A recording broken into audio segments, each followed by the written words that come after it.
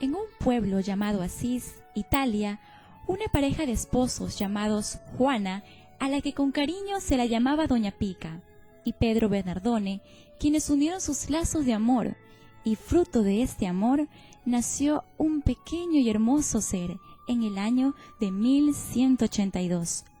Y gracias a su padre, muy admirado y muy amigo de Francia, fue llamado Francisco, que significa el pequeño Francesito. Su infancia fue muy serena y llena de afecto, especialmente el que la madre le reservaba, como si tuviera un presentimiento de la futura misión del hijo. Cuando joven, a Francisco lo que le agradaba era asistir a fiestas, paseos y reuniones con mucha música. Su padre tenía uno de los mejores almacenes de tela en la ciudad, y a Francisco le sobraba el dinero. Los negocios y el estudio no le llamaban la atención, pero tenía la cualidad de no negar un favor a un pobre, siempre y cuando pudiera hacerlo. Cuando hubo una guerra entre Asís y la ciudad de Perugia, Francisco salió a combatir por su ciudad y cayó prisionero de sus enemigos. La prisión duró 1 año, tiempo en el que él aprovechó para meditar y pensar seriamente en la vida. Al salir de la prisión, se incorporó otra vez en el ejército de su ciudad, pero no llegó al campo de batalla porque enfermó. Y en plena enfermedad oyó que una voz del cielo le decía: ¿por qué dedicarse a servir a los jornaleros en vez de consagrar el servicio al jefe supremo de todos? Entonces se volvió a su ciudad, pero ya no a divertirse y parrandear, sino a meditar en serio acerca de su futuro, y se fue convencido de que debía vender todos sus bienes y darlos a los pobres. Paseando un día por el campo, encontró a un leproso lleno de llagas y sintió un gran asco hacia él, pero sintió también una inspiración divina que le decía que si no obramos contra nuestros instintos, nunca seremos santos. Entonces se acercó al leproso y, venciendo la espantosa repugnancia que sentía, le besó las llagas. Desde que hizo ese acto heroico, logró conseguir de Dios una gran fuerza para dominar sus instintos y poder sacrificarse siempre a favor de los demás. Desde aquel día empezó a visitar a los enfermos en los hospitales y a los pobres, y les regalaba todo cuanto llevaba consigo. A Francisco lo atacaban a veces terribles tentaciones impuras. Para vencer las pasiones de su cuerpo, tuvo alguna vez que revolcarse entre las espinas. Él podía repetir lo del santo antiguo: trato duramente a mi cuerpo, porque él trata duramente a mi alma.